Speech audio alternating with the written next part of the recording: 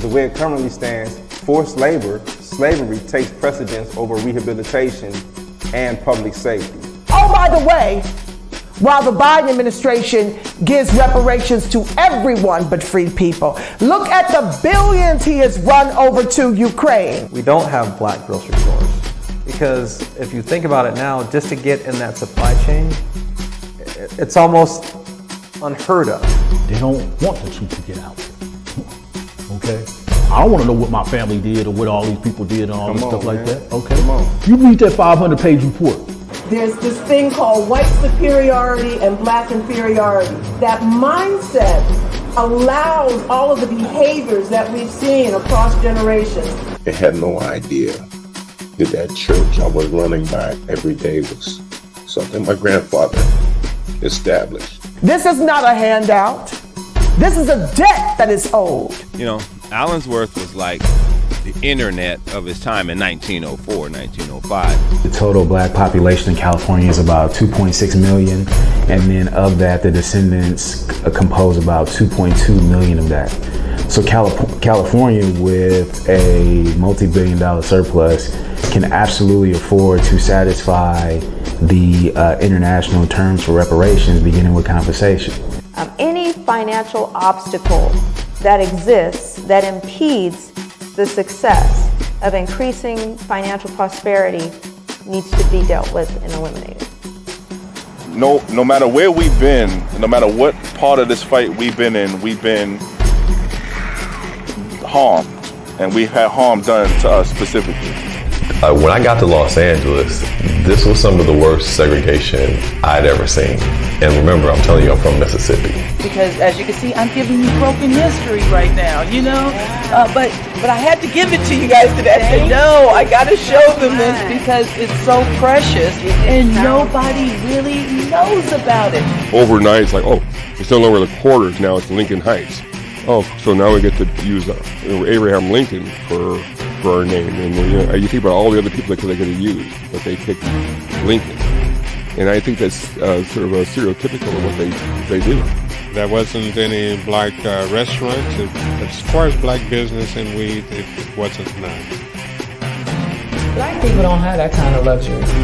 Our historically black communities have been redistricted multiple times. Why has it been easier for other groups than us? Because of anti-black hatred. Now listen, if you can't handle the TR rules, don't tune in.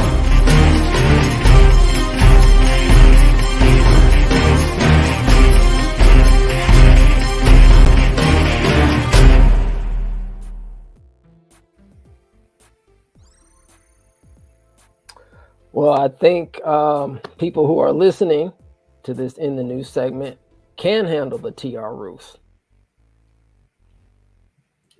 Let's hope so.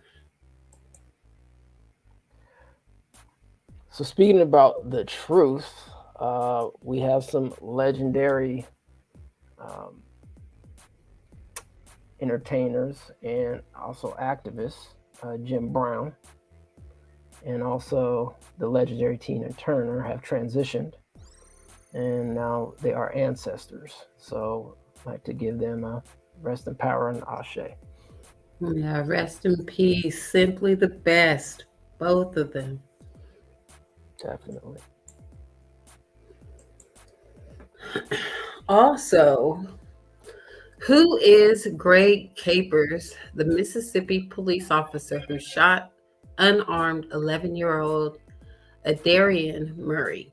Mississippi police officer Greg Capers has been placed on administrative leave after he shot and wounded 11-year-old Adarian Murray in Indianola last Saturday, authorities say. The shooting of an unarmed boy in his home after he had called 911 to report a domestic disturbance has triggered calls from family and the wider community for Mr. Capers to be fired and for a thorough Department of Justice investigation into Indianola Police Department. Adarian's mother, Nicola Murray, told News Conference She had asked her son to call 911 after a former partner showed up irate at the family's home on BB King Road at around 4 a.m. May 20th. Ms. Murray said that 2 officers arrived around 6 a.m. and ordered everyone inside to come out. Adarian was following his mother out of the house when he was shot in the chest by a police officer in the living room. The police department later confirmed to CNN that Mr. Capers had discharged his weapon. Adarian was airlifted to hospital with life-threatening injuries, including a collapsed lung, fractured ribs, and lacerated liver. Adarian has since been released from the hospital. Family attorney Carlos Moore told The Independent that the city was stonewalling their request for body cam footage to be released and had not offered an apology or an explanation. Thank goodness little Adarian was able to survive what seems like an unwarranted shooting. Yeah, I'm glad the brother's still with us. Yeah, and everybody seems to think that this black guy will be in jail soon. So we just want to, give a shout out and all praise due to the great Malcolm X, born Malcolm Little. Later, he changed his name to El Haj Malik El Shabazz. His birthday is May 19th, 1925. Happy belated. Happy belated birthday, brother.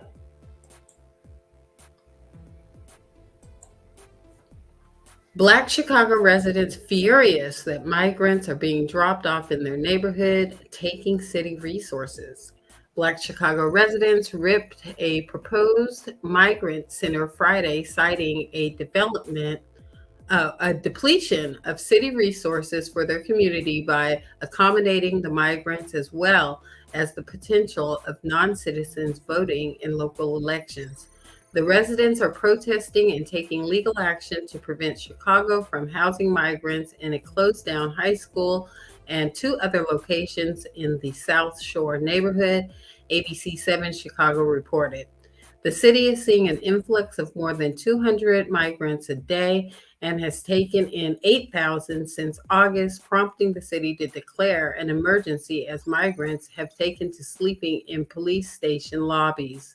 Quote, there is also a due process issue, end quote, said attorney Frank Avila, according to ABC 7 Chicago.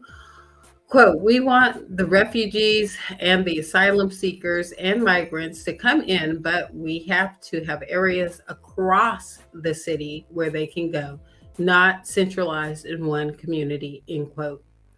Quote, politically having over 500 people in our community will completely wipe out any interest we have. Are you aware that there are immigrant advocates at state houses all over the country who are advocating for non-citizens voting in local elections?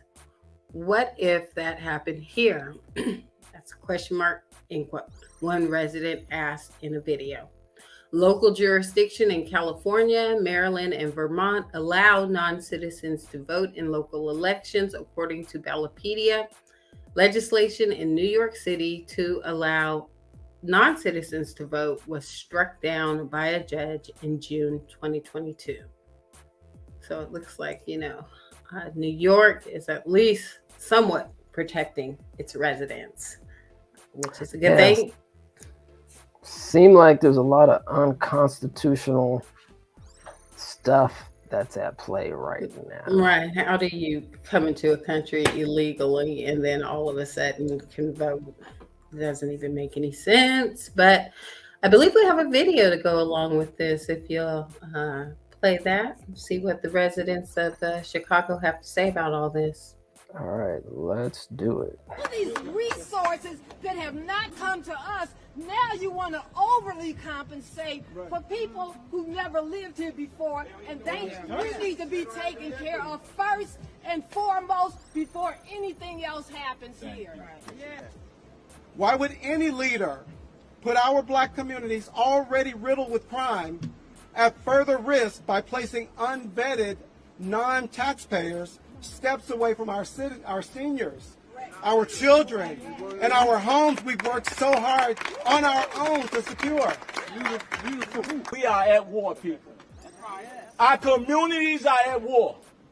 They are violating our communities, and we asking that we across the country, and we asking and we're demanding for office of Black America, or whatever you want to call it, to deal with issues like this. I did get placed on a wait list, but I was told that the immigrants was taking priority. See, that's a story that a lot of people don't know, and it hurt me. I'm like, oh, wait a minute.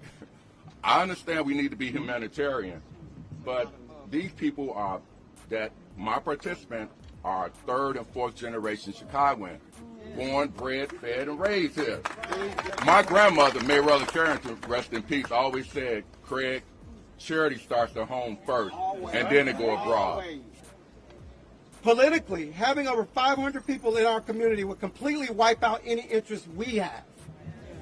Many of these migrants have been dumped in our neighborhoods without a plan in place to monitor and house them long term. I'm not selling nothing. And I keep telling people, you don't have to move. If you sell, they gonna come in. If we don't sell, we gotta stand strong and go. That's right.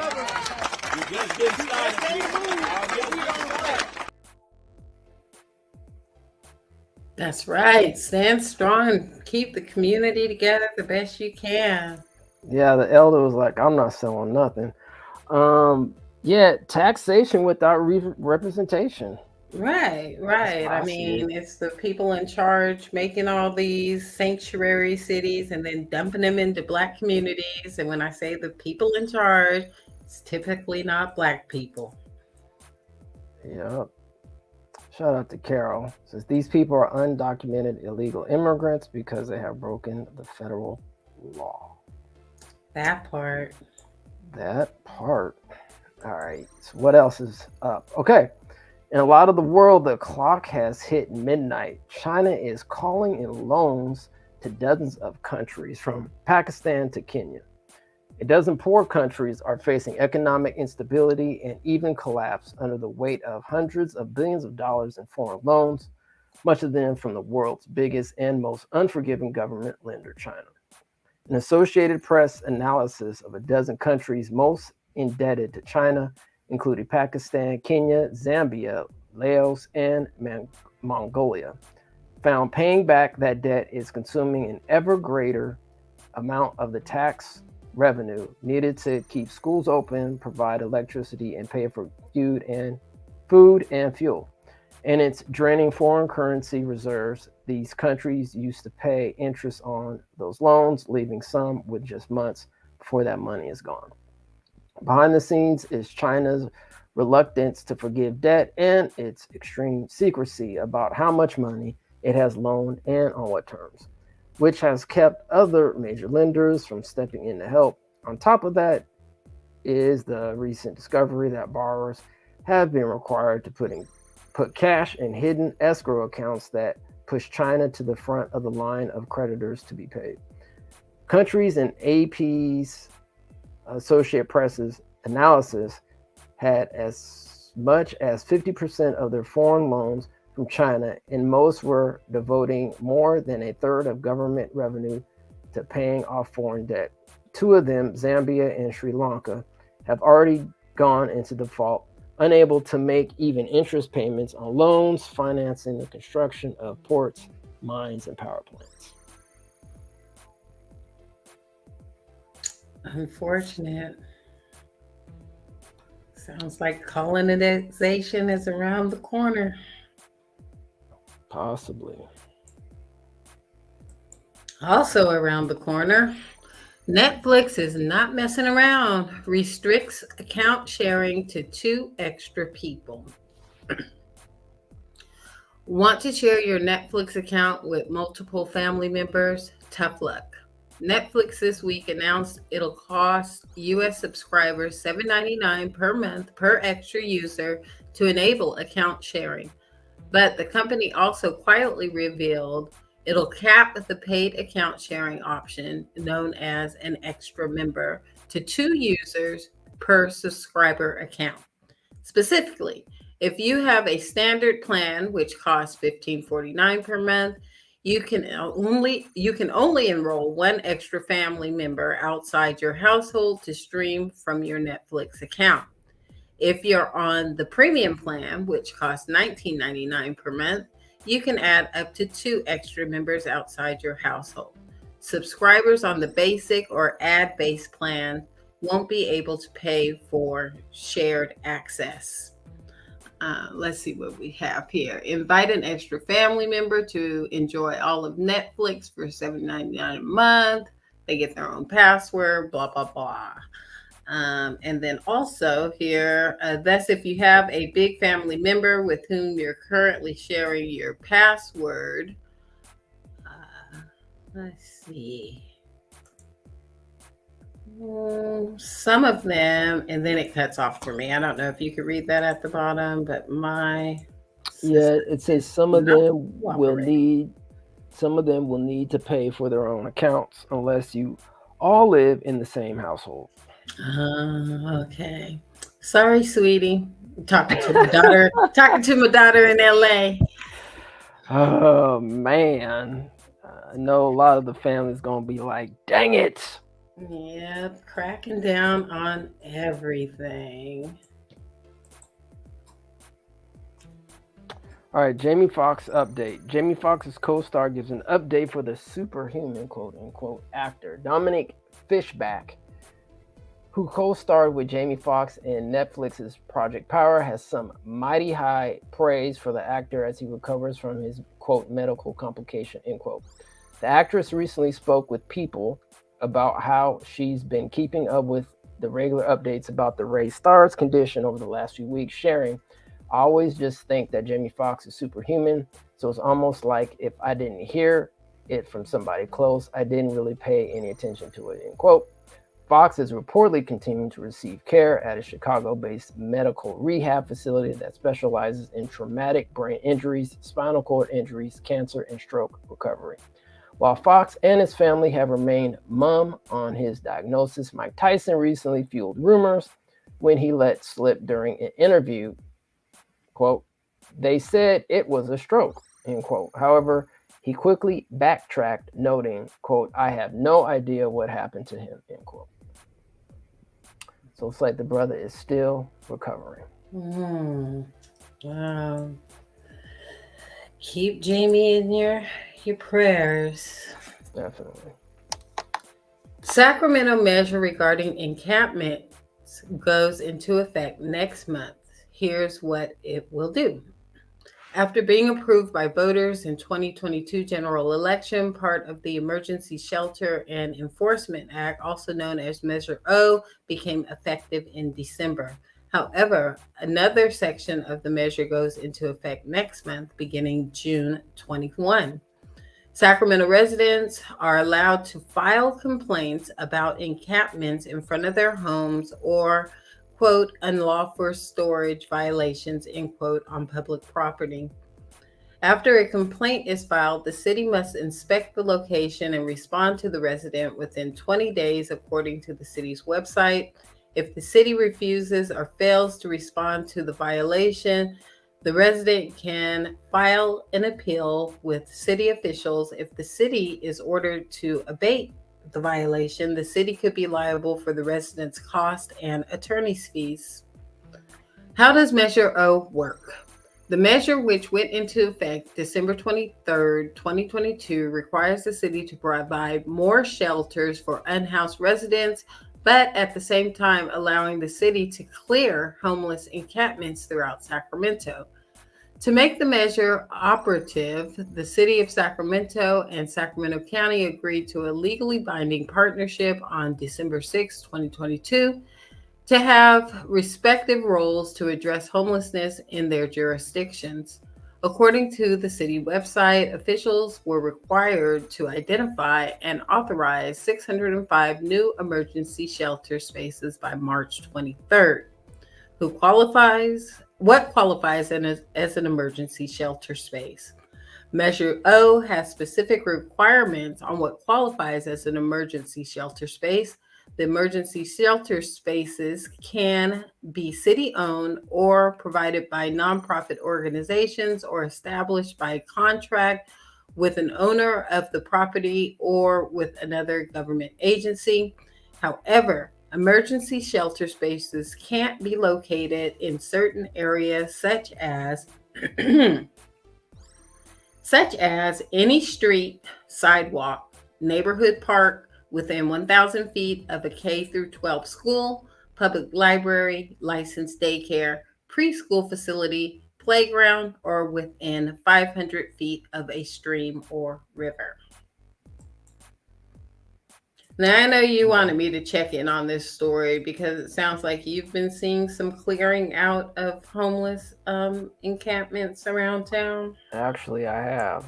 So, yeah, it's very interesting. I know in the previous story for, the Chicago ends, they were talking about having an agency, named it Black whatever.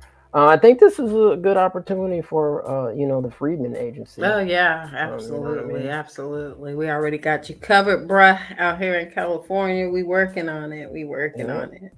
And, definitely in all, United States. Yes. There should definitely be a Freedmen Agency in all states. And then eventually a federal Freedmen Agency. Absolutely. So they can tackle issues just like this, emergency shelter space for Black descendants. Yep. The debt ceiling. Why the debt ceiling deadline isn't really June. Treasury Secretary Janet Yellen says Congress has until June 1st to raise the debt ceiling or risk default, but other estimates suggest the government has a few more days before it hits that wall. Lawmakers are questioning Yellen's deadline as negotiations drag on. House Majority Leader Steve Scalise told reporters on Tuesday that Yellen's own words appear open to interpretation. We'd like to see more transparency on how they come up with that date, he told reporters. Scalise said comments Yellen made on Monday seemed to be adding a little wiggle room. It looks like they're hedging now and opening up the door to move that date back. Yellen told House Speaker Kevin McCarthy by letter on Monday that her latest data still point to June 1st. We estimate that it is highly likely that Treasury will no longer be able to satisfy all of the government's obligations if Congress hasn't acted to raise or suspend the debt limit by early June, and potentially as early as June 1st, her letter said. Wall Street forecasters are putting the so-called X date a week or so later. Got a couple clips on the debt ceiling response, so let's go ahead and play those. That happened? Was it a function of just getting too close to this debt ceiling X date deadline? I think that there has been an unwillingness on the negotiators on the House side's part to understand that the crisis in some respects is manufactured. And so if you buy into the notion of default, that it's actual default, and it's not. Default is not paying the Treasury's principal and interest. That was never a consideration. They bought into that, and as a result, they felt that they need a deal in the next week, and as a result, they got deal happy. Is it completely done as of this moment? Probably not.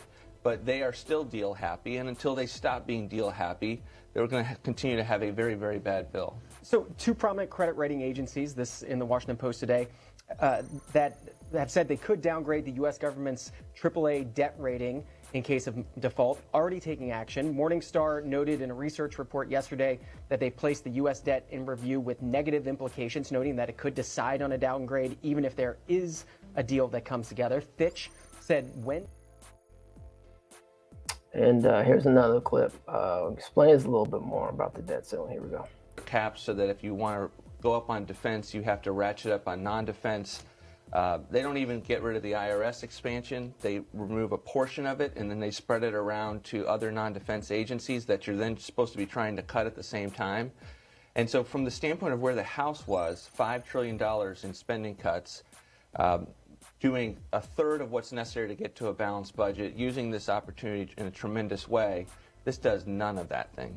Speaker McCarthy and his team leading these negotiations, I take it you're not impressed with what they've done? No, I'm actually amazed at how incompetent they have been.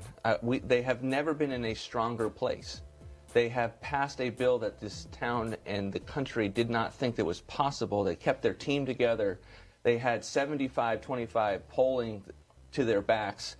They had the Democrats in a situation where they had said you did not negotiate for months, and yet up against a deadline that's not a real deadline, and we can talk about that, they just completely caved. Now, is this a head fake on a Friday? Possibly. But the parameters of where they are headed not only does not do what they said they would, this will not cut spending year over year. They're going to increase defense and veterans affairs, and everything else is going to be a freeze. But when you increase veterans by that amount of money, and I think they should, if you're not going to get to the kinds of cuts that are necessary to even be minimally less than last year. When you say they caved, so when and where did that happen?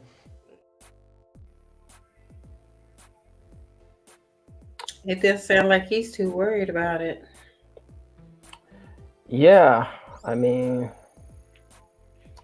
I don't know. I mean, once again, it seems like every year we seem to be coming up on this, you know, debate on the debt ceiling. It's like, just raise it. I mean, gonna do it anyway.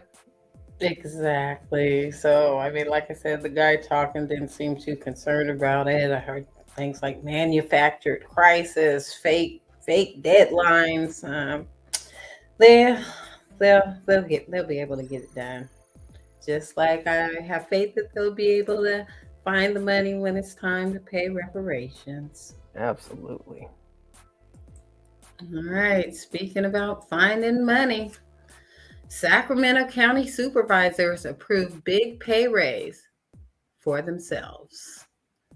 Starting next month, the Sacramento County Board of Supervisors will see a significant pay raise. On Tuesdays, members voted to go from being paid about $127,000 a year to about $173,000. The county said it was a long time coming, but some in the community are not happy with the raise.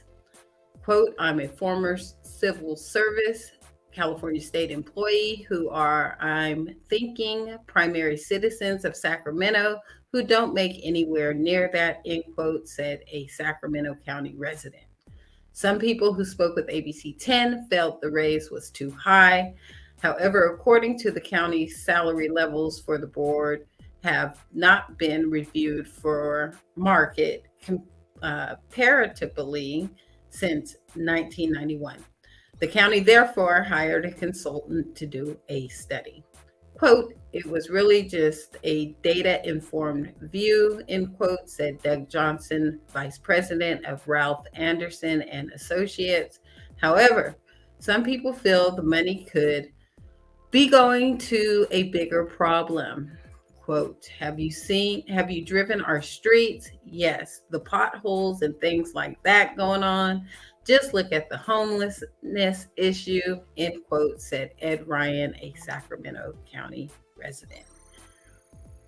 Now, you're a Sacramento County resident. Do you think we have bigger priorities than, $46,000 pay raise for these county supervisors? Yeah, I wonder if they could do like a grading, on their, like jobs.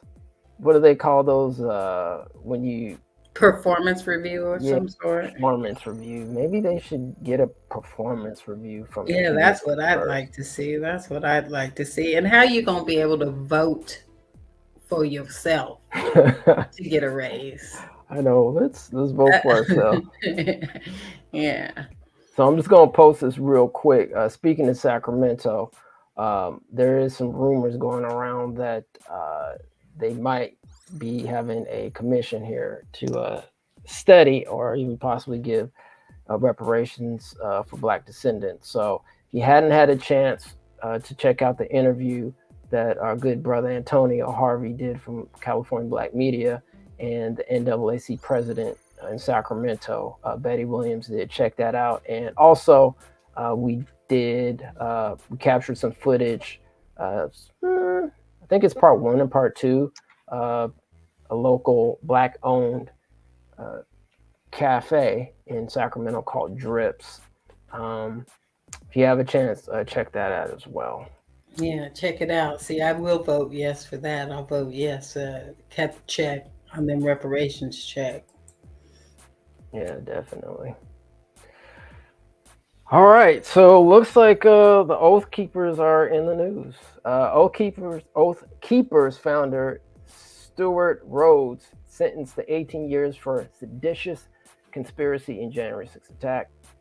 Oath Keepers extremist group founder Stewart Rhodes was sentenced Thursday to 18 years in prison for orchestrating a weeks-long plot that culminated in his followers attacking the U.S. Capitol in a bid to keep President Joe Biden out of the White House after winning the 2020 election. Rhodes, 58, is the first person convicted of seditious conspiracy in the January 6, 2021 attack to receive his punishment, and his sentence is the longest handed down so far in the hundreds of Capitol riot cases. It's another milestone for the Justice Department's sprawling January 6th investigation, which has led to seditious conspiracy convictions against the top leaders of 2 far-right extremist groups authorities say came to Washington prepared to fight to keep President Donald Trump in power at all costs. Lock him up. Clink. All right. Descendant of slaves hits Biden's lack. Hits Biden's lack. Freudian slip. Biden's lack of action on reparations. All we get is fish fries, feel-good dances. Yum. Right. A descendant of slaves running for Congress is calling on President Biden to give qualifying Black Americans $2.8 million in reparations for the lasting effects of slavery. Reparations is about a debt that is due. Greg Marcel Dixon, who hopes to unseat Democratic Rep. James Clyburn in the South Carolina 6th Congressional District, told Fox News Digital. For 31 years, Dixon lived with his great-grandmother, who was raised by former slaves, according to a campaign he posted on Twitter. Dixon said he believes that Biden, who he referred to as, quote, slow Joe Crow Biden, end quote, for the duration of the interview, can take action with executive order to bring back the Freedmen's Bureau agency that was tasked with assisting former slaves after the Civil War. So there we go. We're hearing talk about that Freedmen's Agency again. Sound like that's the way to go. And I think we have a clip that gives a little bit of Marcel Dixon's plan. Can we roll that? Unfortunately, Black Americans, we are a captured electorate, and that is our fault. Reparations is about a debt that is due. It is not to fight against racism. It is not to punish white people. And it is not race-based. Reparations is lineage status-based. So pretty much anyone who is identifying as Black and they are a descendant of an American enslaved or a person who was emancipated by the U.S. government, a freedman, they qualify for reparations. So if you are a Black person and your parents arrived here from Jamaica in the 1970s and you have no lineage tracing back to American slavery, you don't get reparations. Being Black is not enough. If you are a white person and you've been identifying as white your entire life, but you may have an enslaved ancestors, because in the South, especially in states like South Carolina, a lot of white people do, you still do not qualify for reparations. It is for those who identify as Black and they are a descendant of those who were enslaved and then later emancipated by the American government. It's very easy to do because most Black Americans know our lineage very well. My plan calls for recipients to get $2.8 million in cash bond, and instead of the government just giving them a check for $3 million, $50 million would be insane, they pay them interest yearly until the full amount is paid.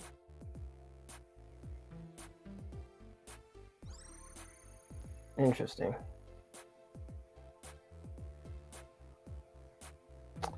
All right. Well, that's, I guess, our good brother Greg Marcel Dixon's view on reparations. Shout out Marcel, reparationist candidate. Yeah, we need to get behind Marcel with his congressional run. Definitely. Yes, to still want them cash payments though, brother. Yeah, we still need the cash payments, but we do need some kind of generational component built into our reparations plan. So, it continues. We didn't get in this condition overnight. So it is going to take some time to fix it. Yeah, let's just say in addition. Right. In addition to. All right. So we all know that it's graduating time for many college graduates and high school graduates.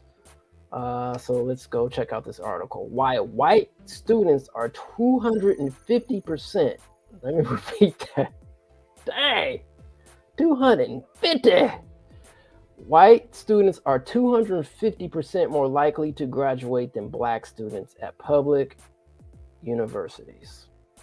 White students at Northeastern Illinois University are 5 times more likely to graduate black students and more than 3 times more likely to graduate than Latino students, according to federal data.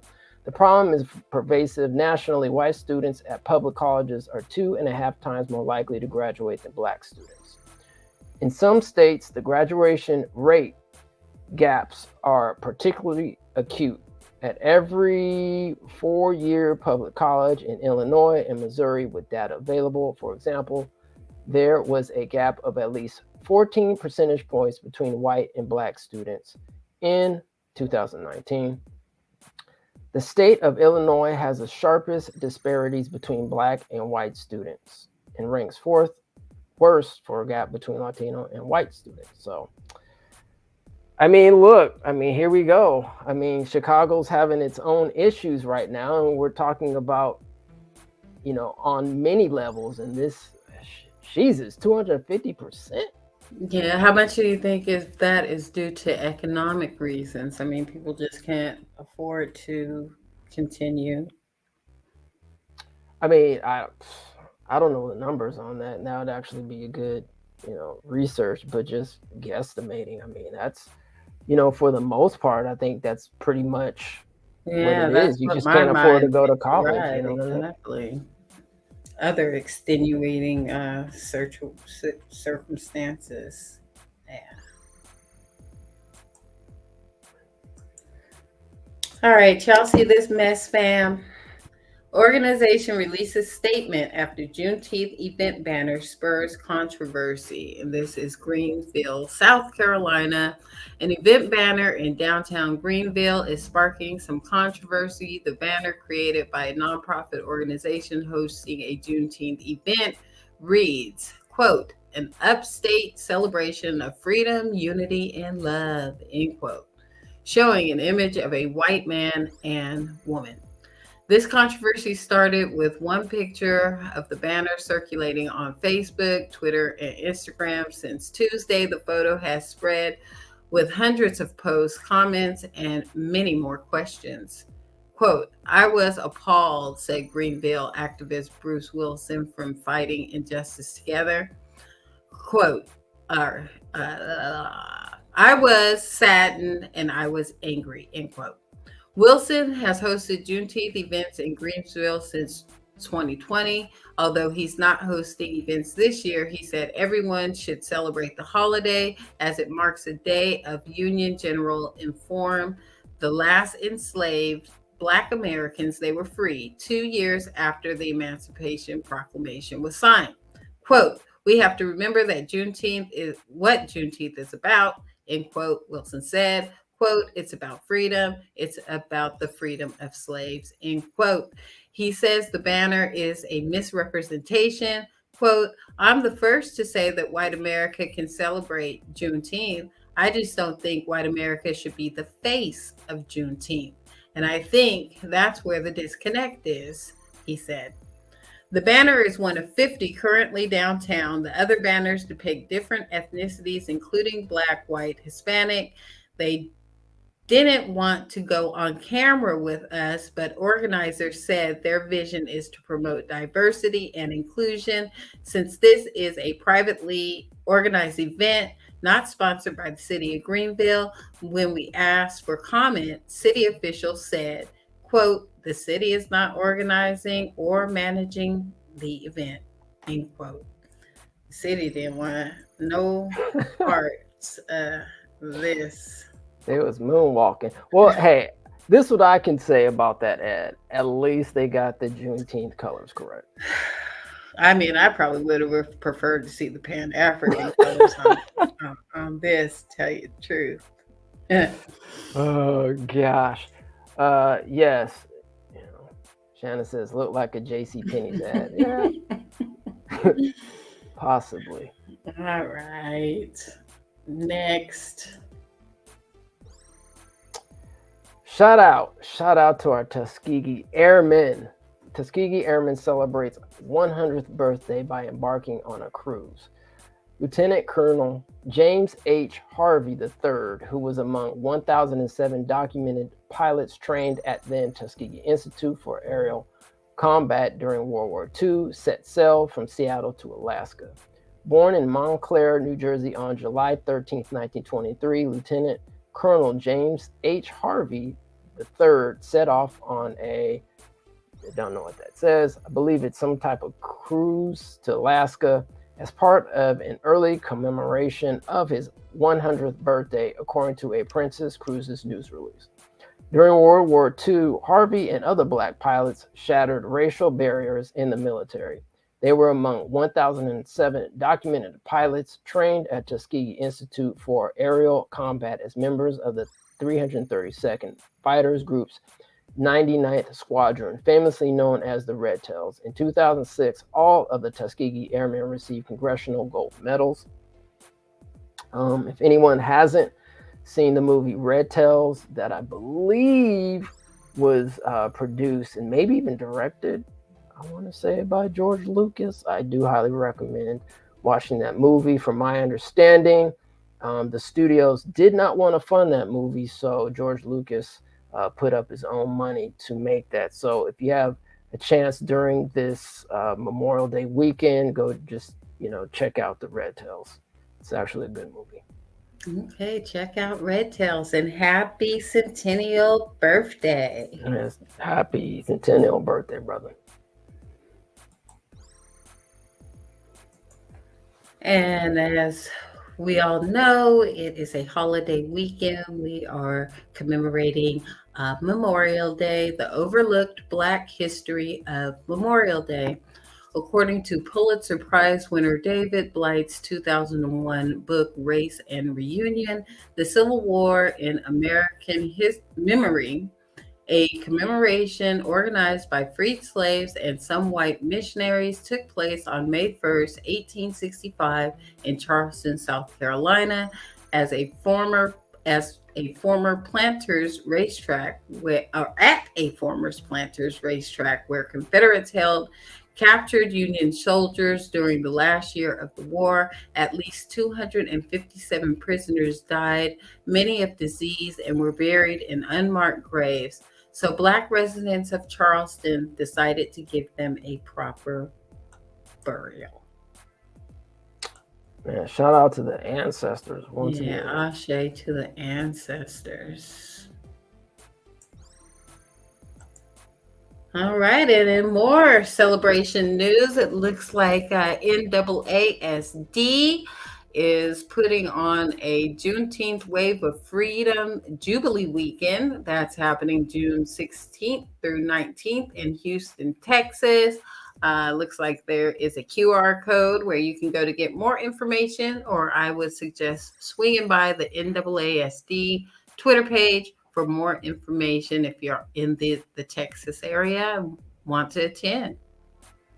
Yeah, there's supposed to be a lot of activity going on throughout the nation for this now federally recognized holiday. We know we've been celebrating Juneteenth for a number of years before this. However, I know there's quite a few festivities on this wonderful Freedom Day known as Juneteenth. Yes, yes. All right. So I guess we will let you all get back to, celebrating this long holiday weekend, Memorial Day. Everybody be safe with your loved ones out there. Yeah, definitely. Thanks, Carolyn. I appreciate you for coming through as usual. All right. Yeah, I don't know. That might be a light-skinned brother. I don't know. But who knows? We come in all shapes and sizes. Looks like a little stubble. I see a little stubble. It might be a light-skinned brother, but yeah, that look like folk. So anyway, family, you have a wonderful Memorial Day holiday. Remember, our ancestors fought hard for this country, and let's just honor those who fought for this country, our veterans, and also our loved ones. So, may they keep us protected as we're not only trying to enjoy just life and period, but, on the path to freedom and reparations that is owed. Indeed. And I wish I had a flyer handy, but I don't. But we will actually be with the Arc Bay area family this Memorial Day weekend. On Sunday, they'll be having a listening session out in the Bay Area. So swing by the Arc Bay Area Twitter if you're in the Bay Area and you want more information on that. Yeah, that should be a interesting and obviously informative event. So can't wait to see the Bay Area family again. Yeah, it's always a pleasure. Looking forward. All right, family. Well, on that note, everybody have a good one. Peace and reparation. This is in the news.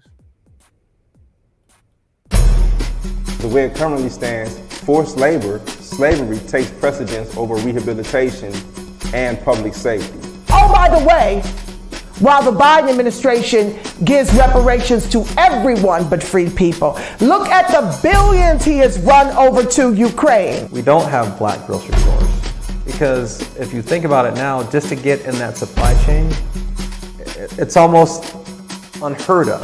They don't want the truth to get out. Okay? I don't want to know what my family did or what all these people did and all this stuff like that. Okay? You read that 500-page report.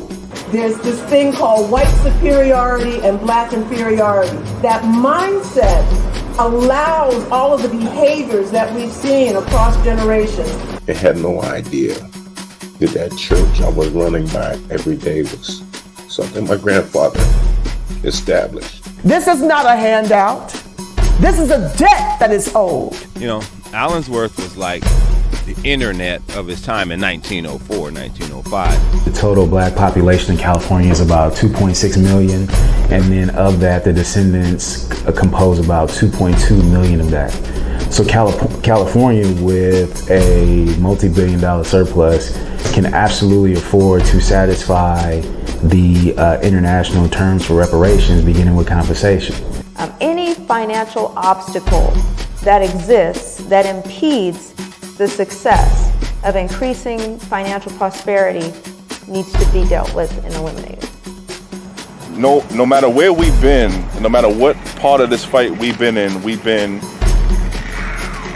harmed, and we've had harm done to us specifically. When I got to Los Angeles, this was some of the worst segregation I'd ever seen. And remember, I'm telling you, I'm from Mississippi. Because as you can see, I'm giving you broken history right now, but I had to give it to you guys today. I said, no, I got to show them this because it's so precious and nobody really knows about it. Overnight, it's like, it's no longer the quarters, now it's Lincoln Heights. So now we get to use Abraham Lincoln for our name. And you think about all the other people that they could have used, but they picked Lincoln. And I think that's sort of stereotypical of what they do. There wasn't any black restaurants. As far as black business and weed, it wasn't none. Black people don't have that kind of luxury. Our historically black communities have been redistricted multiple times. Why has it been easier for other groups than us? Because of anti-black hatred. Now listen, if you can't handle the TR room, don't tune in.